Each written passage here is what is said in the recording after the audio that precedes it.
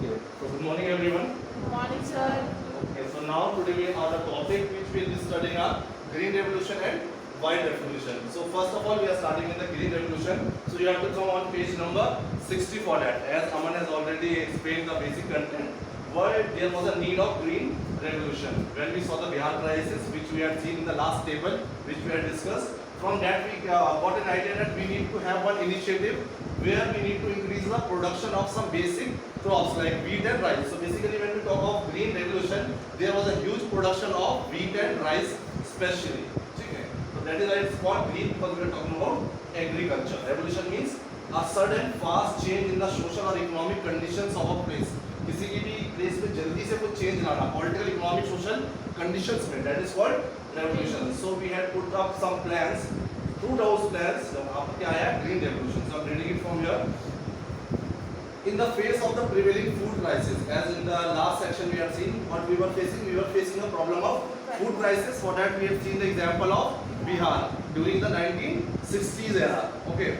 So food crisis was there. The country was clearly vulnerable to external pressures and dependent on food aid mainly from United States. Of course, when we were having so much of problem, we were having shortages of food grains, and there was an imbalance between the population size and the available food. Population was more, and the people dependent on the food grains, food were less. Of course, there was a situation of famine. जिसे बोलते हैं भूखमरी. ठीक है. So that's why we had taken help or financial aid or food aids from United States had helped us. Although there must have been various motives. जो हम green revolution में we see lots of modern machines, we see high variety of seeds, we see different irrigation methods, we see those all the things we have purchased from or we have borrowed from United States. So United States helped us, but still they had also their personal motive, because that is a capitalist country and they do not work anything without money. So उनका कुछ motive था. Okay. So the United States in turn pushed India. तभी लिखा देखो, United States ने हमको help तो किया, food grains हमें import किया when we required, but in turn उसके बदले United States in turn pushed India to change its economic policies. United states ने पुश किया फोर्सफुली एक टाइप से देखा जाए, एंड इंडिया उनके प्रेशर में आके नहीं किया. It was required also by India कि इकोनॉमिक पॉलिसीज में कुछ चेंजेस होने चाहिए. The government adopted. तो जब पॉलिसी में कुछ चेंजेस हुए, what were those changes? The government adopted a new strategy for agriculture in order to ensure food sufficiency. So in terms of economic changes, government ने कुछ नई चीज़ों को एक्सेप्ट किया, कुछ चेंजेस किए अपनी एग्रीकल्चरल एक्टिविटीज में. वो क्या था वो देखते हैं. ठीक है. The government adopted a new strategy for agriculture in order to ensure food sufficiency. ताकि फूड की कमी ना हो, एग्रीकल्चर सेक्टर में हमें कुछ चेंजेस करने पड़ेंगे. Instead of the earlier policy of giving more support to the areas and farmers that were lagging behind, now it was decided to put more resources into those areas which already had irrigations and those farmers who were already well off. Now what government thought previously in the first 5-year plan and second 5-year plan तक भी we were thinking क्या था हमारा aim, economic development with economic and social justice, सबको साथ लेकर के चलना है. बट हमारी कंट्री में जब क्राइसिस की प्रॉब्लम आई and we learn from it कि हमारे पास अपना स्टॉक होना चाहिए. सो व्हाट वी डिड, हमने suppose this was our country and this were areas where agriculture was good, irrigation facilities were good, soil was good, weather conditions were good. In fact, here farmers were well off, मतलब अच्छा था, उनका economy भी थी, उनके पास resources थे, modern machines थी. तो हमने अब क्या किया, पहले हम इनको छोटे छोटे फार्मर्स को भी सपोर्ट कर रहे थे. छोटे छोटे एरियाज में जहाँ पर फार्मिंग नहीं इतना अच्छे से हो पा रही थी, government was supporting these areas also. But now what was the new economic change, we will not focus on the areas जहाँ पर इतना अच्छा output is not coming from the agriculture. अगर हमारा फूड क्राइसिस हमने फेस किया है तो इसका मतलब क्या है, हम इन एरिया से हमने अच्छे से बेनिफिट नहीं उठाया है. सो ना गवर्नमेंट का क्या प्लान था, हम सारे अपने इकोनॉमिक रिसोर्सेज को इनको सपोर्ट करेंगे. The area which has already capacity, जिसके पास कैपेसिटी है उसको अगर हम और ज़्यादा प्रमोट करेंगे तो यहाँ से बहुत अच्छा प्रोडक्शन हो सकता है फूड का.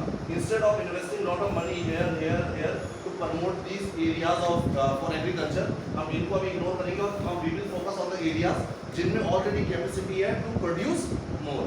ठीक है. और यहाँ पे फार्मर्स ऑलरेडी वेल ऑफ थे. वेल ऑफ मतलब अगर उनका बैकग्राउंड देखा जाए तो इतने गरीब नहीं थे, उनके पास मशीन्स भी थी, मॉडर्न मशीन्स थी, बहुत बड़े बड़े उनके पास लैंड्स थे. ठीक है. बस उनको थोड़ा सा गवर्नमेंट का सपोर्ट चाहिए था, तो गवर्नमेंट ने अपना पूरा फोकस इन लोगों पे डाला जहाँ से प्रोडक्शन मैक्सिमम हो सकता था. तो अगर हम ग्रीन रेवोल्यूशन का यही हम बोलते हैं, अगर यहाँ से हम अच्छा प्रोडक्शन मिला, तो उसका रीजन ये था गवर्नमेंट की स्ट्रेटेजी में, पॉलिसीज में ये चीज आया। पहले क्या सोच रहे थे हम, पूरे इंडिया को जो एग्रीकल्चर रूरल एरिया सबको इक्वल रिसोर्सेज प्रोवाइड करने हैं ताकि सबका ग्रोथ एक साथ हो। But when we face the condition of crisis, तब हमको रिक्वायरमेंट हुई किसकी, यूएस से, या हमने फॉरेन हेल्प ली। ठीक है, तो किसी फॉरेन कंट्री की हेल्प ना लेनी पड़े फ्यूचर में, इसलिए हमने सोचा पहले हमें अपना प्रोडक्शन को सफिशिएंट करना पड़ेगा।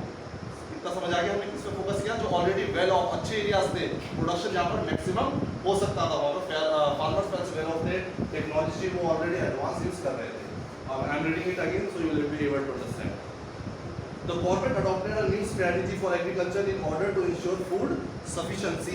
क्या किया उन्होंने, instead of earlier policy of giving more support to the areas and farmer that lagging behind. इससे पहले गवर्नमेंट फर्स्ट ईयर प्लान में क्या कर रही थी, फर्स्ट 5 ईयर प्लान में क्या कर रही थी, they were helping the poor जो बहुत पीछे रह गए थे, those were lagging behind. But अब क्या चेंज किया, now it was decided to put more resources into those areas. अब ज़्यादा से ज़्यादा resources गवर्नमेंट अपने किन पे इन्वेस्ट करेगी, into those areas which were already had irrigation, areas which already had irrigation and those farmers who were already well off. जिस area में irrigation facilities बहुत अच्छी थी, soil conditions बहुत अच्छी थी already, और farmers were well off, अच्छे उनका status था। ठीक है, the argument was that those who already had the capacity could help increase production. यहाँ पे ये argument दिया गया गवर्नमेंट से, जिनके पास पहले से कैपेसिटी है to grow more, उनमें हम अगर और रिसोर्सेज का उनको हेल्प देंगे तो आराम से हमारी कंट्री में अच्छा प्रोडक्शन होगा, रैपिड इन शॉर्ट रन, और बहुत जल्दी बहुत कम टाइम में। तो इसमें क्या किया गया, देखिए फिर दस द गवर्नमेंट ऑफर, तो गवर्नमेंट जो रिसोर्सेज की बात कर रही है, हम रिसोर्सेज प्रोवाइड करेंगे उन फार्मर्स को जो पहले से वेल ऑफ है। तो क्या रिसोर्सेज थे, offered high yielding variety seeds, अच्छी सीड्स थी जो कहाँ से आ रही थी, यूएस से आ रही थी। यूएस ने तभी हेल्प की हमें ताकि उनकी सीड्स हम लोग परचेज करेंगे। ठीक है, तो high yielding variety seeds government was providing to the farmers, fertilisers was provided by the government, pesticides and better irrigation at highly subsidised price, subsidy भी देनी पड़ती है, इलेक्ट्रिसिटी का बिल भी आता है, तो everything was given as a subsidised price, बहुत कम प्राइस पे और कुछ चीजें फ्री में गवर्नमेंट ने प्रोवाइड करी इन एरियाज के फार्मर्स के लिए जो ऑलरेडी वेल ऑफ थे, और यहाँ से मैक्सिमम प्रोडक्शन गवर्नमेंट एक्सपेक्ट कर रही थी, और वो भी बहुत शॉर्ट टाइम में। अगर यहाँ पर तो इतना ज़्यादा ग्रोथ डेवलपमेंट की जरूरत है कि बहुत सारे साल लग जाते हैं इनके लिए प्रोडक्शन बढ़ाते बढ़ाते, इसलिए इन जगहों पे फोकस किया है। तो गवर्नमेंट ने क्या क्या प्रोवाइड किया है ट्रेन का, to the farmers which were already well off, which were the basic amenities provided by the government to the farmers. Don't stand like this, बेटा मैं इतने यहाँ पे सामने से बोल रहा हूँ, दो बार रिपीट भी कर रहा हूँ सेम चीज, still you are standing quietly. सुना था what I was saying, farmers को क्या क्या प्रोवाइड किया था, बेसिकली कोई छोटे बच्चे को भी पता होता है, विच सीड्स, ठीक है, हाई यील्डिंग सीड्स, बहुत अच्छी क्वालिटी की सीड्स होती हैं, पेस्टिसाइड्स, फर्टिलाइजर्स, इससे क्या होगा, इससे प्रोडक्शन और अच्छा होगा इसीलिए, और सब्सिडाइज और इरिगेशन को और इम्प्रूव किया, सब्सिडीज बहुत कम कर दी इनकी। Sit down. The government also gave a guarantee to buy the produce. One more thing, government also gave in advance before they started the production. Government ने इनके साथ क्या एक साइड के एग्रीमेंट हो सकते हैं कि we will purchase your production, जितना भी तुम प्रोडक्शन कर रहे हो आप फ्री होकर करिए, आपको कहीं जाने की जरूरत नहीं है, will buy all the production which you are doing here, और एट अ फिक्स रेट। पहले ये रेट क्या हो गया है, फिक्स, कि हम इतने रुपीस क्विंटल या केजीज में या जो भी क्या होगा, but price was already fix, बाद में प्राइस चेंज नहीं हो सकता है। ठीक है, तो that was the last rate. The government had given a guarantee to buy the produce of the farmers at a given price. This was the beginning of what we call the Green Revolution. This was the beginning of the Green Revolution. इस तरीके से start हुआ था। The rich peasants and the large, अब इससे क्या होगा, अब इक्वालिटी के बेसिस पर तो डेवलपमेंट नहीं होगा, यहाँ पे इकोनॉमिक ग्रोथ किसका होगा, of the well of farmers, जो पहले से स्ट्रॉन्ग थे और ज़्यादा स्ट्रॉन्ग हो जाएंगे। बट उस time this was a condition जो इंपॉर्टेंट था गवर्नमेंट को करने के लिए। वन आने वाले 5-6 मंथ में हो सकता है अगेन इन द सम और द अदर स्टेट हमारे क्राइसिस आ सकते थे, क्योंकि फूड का स्टॉक बिल्कुल भी नहीं था। तो उस टाइम पे, शॉर्ट पीरियड ऑफ टाइम पे गवर्नमेंट ने क्या सोचा, हमें कुछ लोगों को ज़्यादा इंपॉर्टेंस देना पड़ेगा, कुछ ज़्यादा रिसोर्सेज देने पड़ेंगे ताकि हमारा स्टॉक बैकअप बन पाए कंट्री में फूड ग्रेन्स का। सो इससे क्या हुआ, जब ग्रीन रेवोल्यूशन स्टार्ट हुआ तो यहाँ पे क्या देखते हैं, rich peasants and large land holders were the major beneficiaries of the process. जो ग्रीन रेवोल्यूशन है इससे इस प्रोसेस से सबसे ज़्यादा बेनिफिट किसको मिला था, बिग लैंड होल्डर्स और रिच पीजेंट्स, क्योंकि हम वेल ऑफ लोगों की बात ही कर रहे थे। The green revolution delivered only a moderate agricultural growth, mainly a rise in wheat production. सबसे ज़्यादा इसमें अगर हम देखेंगे जो प्रोडक्शन में इंक्रीज हुआ किसमें हुआ, व्हीट में, और थोड़ा राइस में। And raise the availability of food in the country. अब फूड में जो क्राइसिस आ रहा था फूड का, वो प्रॉब्लम सॉल्व हो गई। अब एम्पल फूड हमारे पास अवेलेबल हो गया, ठीक है। But increase polarization between classes and region. But green revolution से क्या हुआ? पोलराइजेशन क्या होता है? डिफरेंसेस। यहाँ पे अलग अलग रीजन्स के बीच में क्या हो गया? डिफरेंस हो गया। कुछ रीजन्स इतने वेल ऑफ हो गए कि काफी डेवलपमेंट वहां पर हो गया, कुछ एरियाज बहुत बैकवर्ड रह गए। ग्रीन रेवोल्यूशन की वजह से क्या हो गया? पोलराइजेशन। लोगों के बीच में, उनके ग्रुप्स के बीच में, कम्युनिटीज के बीच में क्या होने लगे? डिफरेंसेस हम देखने लगे। Although in the first 5 years plan we told that हमारा डेवलपमेंट कैसा होना चाहिए? इकोनॉमिक और सोशल जस्टिस के साथ, where we will take each and everyone for the growth and development, सबको साथ लेकर के चलेंगे। बट हियर व्हाट हैपेंड, एक सिचुएशन हो जाती है जिसको हम बोलते हैं पोलराइजेशन, जिसमें बहुत ज्यादा डिफरेंस आ गया सोसाइटी के अंदर, डिफरेंट क्लासेस के अंदर, क्योंकि कुछ बहुत रिच हो गए, कुछ पुअर हो गए, ठीक है। उस वर्ड का पोलराइजेशन का पता होना चाहिए। But increase polarization between classes and regions. Regions में कह सकते हैं सम रीजन्स में पंजाब, हरियाणा, वेस्टर्न उत्तर प्रदेश। अगर मैं ये विलेज की बात नहीं कर रहा हूँ, अगर मैं इंडिया की बात कर रहा हूँ, तो पंजाब, हरियाणा, उत्तर प्रदेश, ये तीन कंट्रीज, ये तीन स्टेट्स में क्या हो गया? बहुत ज्यादा प्रोस्पेरिटी आ गई। जो फार्मर्स थे बहुत रिच हो गए, बहुत ज्यादा उनको फायदा हुआ ग्रीन रेवोल्यूशन से। But if you talk about the south Indian की स्टेट्स की बात करें या नॉर्थ ईस्ट की स्टेट्स की बात करें, उनमें इतना ग्रोथ डेवलपमेंट नहीं हो पाया। तो मेजर तीन स्टेट है, पंजाब, हरियाणा, वेस्टर्न उत्तर प्रदेश, जिसमें सबसे ज्यादा इंपैक्ट पड़ा है किसका? ग्रीन रेवोल्यूशन का। और वहाँ के फार्मर्स क्या है? बहुत ज्यादा प्रोस्पेरस हो गए। तो रीजन के बेस पे भी लिखा हुआ है, ठीक है।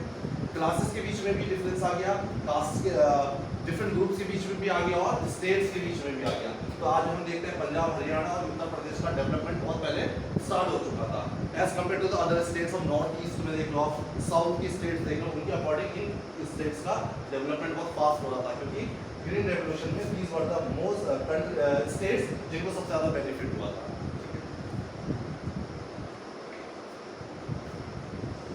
Some regions like Punjab, Haryana and Western Uttar Pradesh became agricultural prosperous. आज भी हम जब एग्रीकल्चर की बात करते हैं तो पंजाब, हरियाणा, उत्तर प्रदेश से सबसे ज्यादा प्रोडक्शन आता हमारा wheat rice का। The Green Revolution had two other effects. One was that in many parts the stark contrast between the poor peasantry and the landlords produced conditions favorable for left-wing organization to organize the poor peasants. Secondly, अब यहाँ पे क्या हो रहा है? Difference आता जा रहा है। विलेजेस में किन जगहों पे क्या हो जाएगा? जहाँ पे प्रोस्पेरिटी आ गई, रिच फार्मर्स और जो पुअर पीसेंट्स थे उनके बीच में बहुत डिफरेंस आ गया। तो यहाँ पे एक ऑर्गेनाइजेशन होता है हमारा लेफ्ट विंग, राइट विंग हमने पढ़ा था। Left parties, right parties. Left party supports rich people, poor people and the policies of for implementing policies of government, जिससे बेनिफिट हो पुअर लोगों को। बट यहाँ पे क्या देख रहे थे? गवर्नमेंट की पॉलिसी से फायदा किसको हो रहा था? टू द लिमिटेड पीपल जो प्रोस्पेरस होते जा रहे थे, और उनके बदले जो बीच में कौन से पुअर पीपल थे, ये क्या उनका डेवलपमेंट नहीं हो पा रहा था, ये बहुत बैकवर्ड रह गए थे। तो यहाँ पे थोड़ा सा एक मौका मिला, लेफ्ट पार्टीज एक्टिव हो जाती हैं अगेंस्ट द गवर्नमेंट। तो एक तो ये हुआ ग्रीन रेवोल्यूशन की वजह से। Then the second was, secondly the green revolution also resulted in the rise of what is called the middle peasant section. These are farmers with medium-sized land holdings who benefited from the changes and soon emerged politically influential in many parts of the country. अब यहाँ बोल रहे हैं एक तो बहुत बड़े-बड़े land holdings थी फार्मर्स की, कुछ ऐसे थे जो बहुत पुअर नहीं थे, उनके पास अपने लैंड्स थे, तो उन्हें भी फायदा हुआ किसका? ग्रीन रेवोल्यूशन का। तो उनका प्रोडक्शन भी पहले से बहुत बेटर हुआ है, उनको भी इनकम का बेनिफिट हुआ है, तो वो क्या बन गए? मिडिल क्लास से बन गए। Middle class in terms of peasants. Peasants में एक प्रोस्पेरस हो गए, एक मिडिल में हो गए पीसेंट्स, और एक हो गए बहुत पुअर। पीसेंट्स की अगर हम बात करें तो 3 लेवल बन गए। तो हाई बिल्कुल जो बड़े एरियाज थे इनको तो प्रोस्पेरिटी मिली, जैसे ये उत्तर प्रदेश, वेस्टर्न उत्तर प्रदेश, पंजाब और हरियाणा वाला रीजन में जो फार्मर्स थे वो बहुत प्रोस्पेरस हो गए, बहुत रिच हो गए। और उसी के आसपास जो छोटे छोटे पीसेंट्स थे, बट उनकी जो लैंड था वो अपना था, बहुत बड़े लैंड नहीं थे, बट जो अपना था, तो जो पहले उन्हें प्रोडक्शन करते थे उससे बहुत अच्छा प्रोडक्शन वो लोग करने लगे, तो वो भी थोड़े से वेल ऑफ हो गए। और मिडिल क्लास में तो आगे करते हैं, पहले पुअर में होते थे, मिडिल क्लास में आ गए। और जो बिल्कुल बैकवर्ड एरिया के लोग थे उनका कोई डेवलपमेंट नहीं हो पाया, वो पीछे रहेगा। तो उनके लिए कौन इनिशिएटिव लेगा? Left wing, left parties. तो ये हमारा हो गया ग्रीन रेवोल्यूशन। और व्हाइट का भी कनेक्ट कर देता हूँ। तो व्हाइट हमारा किससे रिलेटेड है? सिया मिल्क प्रोडक्शन हम इंक्रीज करेंगे, ठीक है। तो अपने लेवल पर ही हम देखेंगे कि रूरल एरिया पे ही यहाँ पे गवर्नमेंट का कोई इनिशिएटिव नहीं था, बट मिल्क प्रोडक्शन के बेसिस पे ही हमने रूरल डेवलपमेंट शुरू किया। एक कोऑपरेटिव क्या होता है? ग्रुप बनाना, बहुत सारे लोग मिल करके ग्रुप बना लेते हैं और वो कोई काम करते हैं। तो यहाँ पे कैसा कोऑपरेटिव थी? मिल्क कोऑपरेटिव थी। मान लो ये विलेजेस में सबके पास गाय भैंस है, तो उन्होंने क्या किया, जितना भी मिल्क प्रोडक्शन हो रहा है वो एक जगह लाके पूल कर रहे हैं, उसको लेकर ट्रांसपोर्ट कर रहे हैं, और जहाँ पे हाई प्राइसेस मिल रहे हैं उसको वापस सेल कर रहे हैं। तो जो अमूल हम कंपनी बटर और ये सब देखते हैं, ये ऐसे ही शुरू हुआ था। ये गवर्नमेंट का कोई इनिशिएटिव नहीं था, प्राइवेट ओनर्स का एक इनिशिएटिव था for the rural development, urban का नहीं था। Let's read that. The white revolution. You must be familiar with the jingle buttery, delicious, and the endearing figure of the little girl holding a butter toast. अब तो नहीं आता है, पहले बहुत ऐड आता था एक गर्ल का जो अमूल वाली ना, बहुत पर्टिकुलर था, तो उसी का बता रहे हैं, आपने देखा होगा ये अमूल एडवर्टीजमेंट आता था। तो ये जो गर्ल बनी है ऐसी आती थी इसमें, Amul butter. Did you know that behind Amul production lies a successful history of cooperative dairy farming in India? जो अमूल आज इतना बड़ा ब्रांड है, इसकी अगर हिस्ट्री देखेंगे तो बस स्टार्टिंग में क्या बना ये, एक कोऑपरेटिव डेयरी फार्मिंग। एक कोऑपरेटिव बनी जो क्या काम करने लगी, डेयरी फार्मिंग मतलब मिल्क प्रोडक्शन का काम करने लगी। तो ये कोई गवर्नमेंट का इनिशिएटिव नहीं था, प्राइवेट था, ठीक है। और इसका अगर हम फादर बोला जाए, किसी निकनेम दिया गया था मिल्कमैन ऑफ इंडिया, इसको दिया था वर्गीज कुरियन। वर्गीज कुरियन इनको बोलते हैं मिल्कमैन ऑफ इंडिया, क्योंकि ये कोऑपरेटिव इन्होंने ही एस्टैब्लिश किया था, इन्होंने स्टार्ट किया था, ये आइडिया इनको ही आया था। He played a crucial role in the story of Gujarat. और ये एरिया कहाँ पे है, गुजरात कोऑपरेटिव, जहाँ की हम बात कर रहे हैं, अमूल का जहाँ से एस्टैब्लिशमेंट शुरू हुआ गुजरात में शुरू हुआ था। यहाँ पे कोऑपरेटिव बनी थी मिल्क की, एंड मार्केटिंग फेडरेशन, मतलब मिल्क की अगर हम बोल रहे हैं एक कोऑपरेटिव बनी है, तो बस वो मिल्क बेच नहीं रहे, उसका वो क्या कर रहे हैं, मार्केटिंग भी कर रहे हैं, ठीक है। एक ब्रांड बना दिया है, उसका मिल्क भी बिक रहा है, उसका बटर भी बिक रहा है, ऑल द मिल्क प्रोडक्ट्स उसके नेम से बिकने लगे इन द मार्केट। तभी लिखा हुआ है Gujarat cooperative milk and marketing federation, marketing भी करने लगी लिमिटेड, दैट लॉन्च अमूल। तो उन्होंने अमूल को लॉन्च किया, जिसमें वो मिल्क प्रोडक्शन भी कर रहे थे प्लस मार्केटिंग भी कर रहे थे of the products of milk related products. उसमें सब आ रहा है, मिल्क, बटर, चीज, कुछ भी हो सकता है, और नाम था अमूल। बेस्ड इन आनंद, आनंद का है गुजरात में विलेज का नाम, ठीक है। सो बेस्ड इन गुजरात में विलेज का नाम आनंद था, जहाँ से अमूल ये शुरू हुआ था। A town in Gujarat, Amul is a dairy cooperative movement joined by 2.5 million milk producers in Gujarat. एक मूवमेंट कह सकते हैं इसे, जिसमें अराउंड 2.5 मिलियन पीपल जो मिल्क प्रोडक्शन करते थे, सब एक साथ मिले और उन्होंने क्या बनाई है, कोऑपरेटिव। आइडिया किसका है, नाम बता दीजिए आप, ठीक है।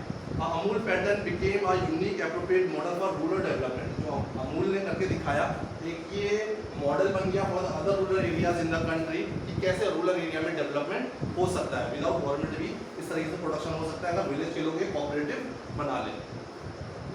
Unique appropriate model of rural development और पॉवर्टी एलिवेशन, इस तरीके से जब विलेज में किया होगा इन्होंने, तो पॉवर्टी एलिवेशन हुआ होगा या नहीं हुआ होगा। जो लोग मिल्क बस अपने लेवल पे बेचते थे, कुछ प्रोडक्शन नहीं मिलता होगा उन्हें, बट अब उनका मिल्क का क्या हो रहा है, मिल्क का पैकिंग भी होगी, ब्रांड भी बन गया है, उसके प्रोडक्ट्स मार्केट में बिक रहे हैं, तो उनके पास जो इनकम जनरेट हो रही है वो दुगनी तिगनी हो रही होगी, ठीक है। तो उनकी जो पॉवर्टी में थे वो पॉवर्टी वहाँ से क्या हो गई, इरेडिकेट हो गई, पॉवर्टी हट गई उस वजह से। Supreme Court has came to be known as White Revolution, और इसी को हमने क्या बोला, White Revolution, बिकॉज उसकी वजह से जो पॉवर्टी थी इरेडिकेट हो गई गुजरात के रूरल एरिया से, एरिया आनंद विलेज की जो बात हो रही है, ठीक है। In 1970s, the rural development program called Operation Flood. अब 1970s में the rural development program called Operation Flood was started. ये तो बस एक इनिशिएटिव लिया था पहले, फिर इसको देखते हुए हमने सीखा। तो 1970s में एक नया डेवलपमेंट प्रोग्राम आता है, उस प्रोग्राम का नाम क्या है, operation flood was started. Operation flood organized cooperatives of milk. अब इस ऑपरेशन फ्लड के अंदर क्या था, अलग अलग कोऑपरेटिव्स अराउंड द कंट्री जो थी उनको एक साथ किया हमने, तभी लिखा है operation flood organized cooperatives of milk productions.